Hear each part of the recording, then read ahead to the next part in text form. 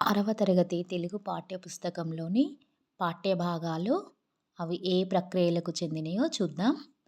అభినందన పాఠం గేయ ప్రక్రియకు చెందినది. స్నేహబంధం పాఠం కథా ప్రక్రియకు చెందినది. వర్షం పాఠం ఖండకావ్య ప్రక్రియకు చెందినది. లేఖ పాఠం లేఖ యాత్రా రచన ప్రక్రియకు చెందినది.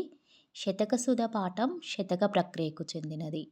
పోతన బాల్యం కావ్య ప్రక్రియకు చెందినది. ఉడుత సాయం ద్విపద ప్రక్రియకు చెందినది.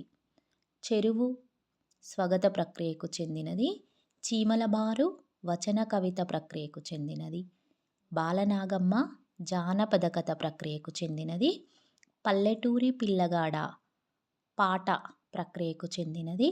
కాపాడుకుందాం సంభాషణ ప్రక్రియకు చెందినది. మనం ప్రక్రియల గురించి కూడా ప్రశ్న వచ్చినప్పుడు ఇవి ఒక్కసారి చూస్తే మీరు ఈజీగా గుర్తుంచుకొని పెట్టచ్చు.